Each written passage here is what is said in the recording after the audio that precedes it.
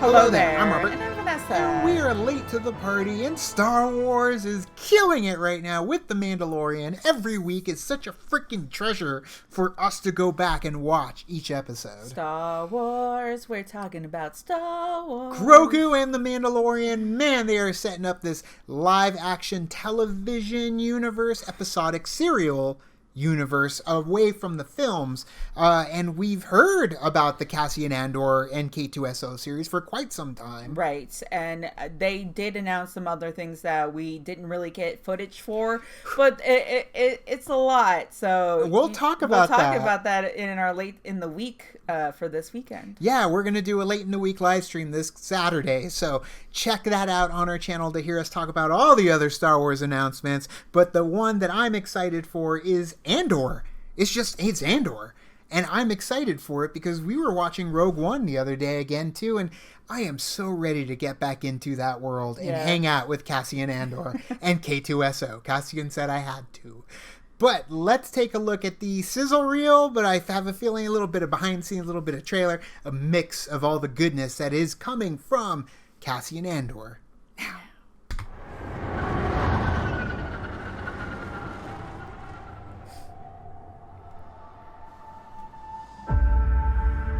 Everything I did for the rebellion.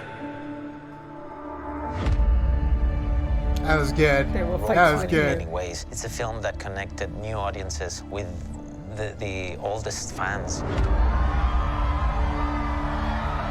It was like a bittersweet feeling, you know, on the premiere, knowing that it was just one film. Yeah. Man, I wish they could all come back, though. Magic happens, right? Yeah. As you can see, we're getting ready. We're building stages, we're rehearsing, we're training, we're trying costumes, we're doing everything to make sure we do the best show. So excited. I'm really excited having the chance to explore Cassian. It's really fun to go on a set that is emulating something you like so much.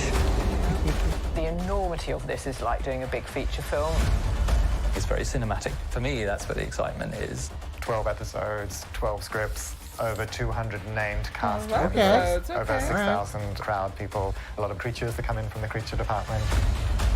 We treat this exactly like we would have filmed. There is no difference in our approach. Every creature and droid that we've been building has the same care, level of attention to detail as the previous films. It's huge, it's thrilling, but also it's wonderfully challenging. There's tons of possibilities to explore. It is the building of a revolution. All right, a little concept art.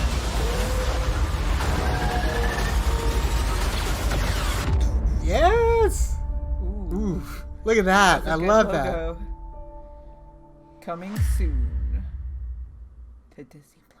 So I like that opening where he talks about everything I did for the rebellion. It's such a loaded statement. Like just pulling that part. What did you do? Yeah, what did you do? We saw what you did at the beginning of Rogue One, you jerk. Just that there is so much to this character that I'm ready for them to crack open the world. But it's not just cracking open the world, it's cracking open the Star Wars era of that time, pre A New Hope. That time frame is lush with the Star Wars that we knew in terms of, you know, the galactic civil war about to erupt. Right. And I think that what Star Wars does so well is that they do have so much lore that it's not enough to put into a 1 to 2 hour movie. And I think Star Wars does better when it's a long form because you have that ability to do the Star Wars. I mean, they're doing it with the books. Yep. They've been doing it with the books. People have been coming up with different stories for Star Wars, and that's why it's, you know, it's been so big and it got bigger is because of that. So the fact that we are able to now have a visual book to look onto with Andor and some of the other shows, especially now with The Mandalorian. Right. So it's great, and we're able to see, you know, I like action-packed Pee-wee. It's going to be action-packed, and it's going to be Star Wars action-packed, and we've seen what they're capable of doing with The Mandalorian, just in terms of the action set pieces, or at least the quality that goes into the explosions and the gunfights and the speeder bike chases, and just making it look out of this world, finally, when it comes to Star Wars. 12 episodes, they got a lot of story to tell. That's exciting. I always get a little nervous when it gets too high, but 12 is a good number number. It's decent. I just think from a reactor standpoint, that's 12 times we're going to have to do this.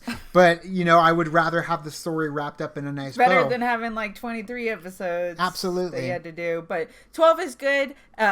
See, I like it because I think that 8 is maybe a little too short. Sure.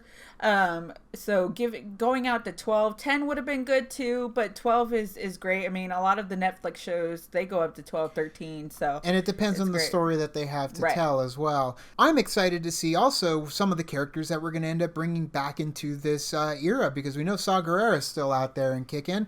And for me, we know Cal Kestis is out there kicking around, and I personally, I know a lot of people. Cal Kestis to be in 100%, one of the live actions. 100%. Okay. Yes, Cal Kestis needs to be in a live action Star Wars show or film. And I mean, I think it's gonna. It should happen. It should happen because it's perfect time. Shameless is ending. Of course, this is the final season, so his schedule is open for him to come back. Cameron Monaghan would be perfect if he showed up in Mandalorian or Cassian Andor series, but even the Ahsoka series. But I feel like the timeline, it fits so much better where he is right now in Jedi Fallen Order for him to show up in Cassian Andor series. So I think that would be a nice little addition to the series that would blow up in terms of fandom wanting to watch it, because you're bringing in elements that people want to see and people are really excited about. And you can bring in the whole cast of Jedi Fallen Order to be part of the Andor series. But either way, it's exciting. I can't wait to see more. There wasn't a whole lot here other than behind the scenes.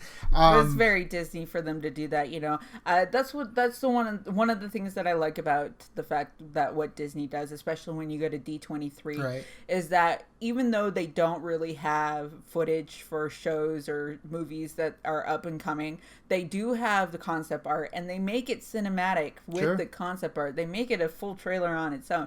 I mean, we got that when we went to D23 and they did Doctor Strange. We didn't really get any footage, but we did get concept art. But in the way that they put the music and the special effect, like the sound effects to it, is just, it does make it cinematic. They tricked us into thinking we got something good, but either way, you guys, you'll be able to watch it was great. It was a fun time. But you'll be able to watch our reactions to the Andor series when it comes out on Disney Plus, and we do full episode watch-alongs on our Patreon.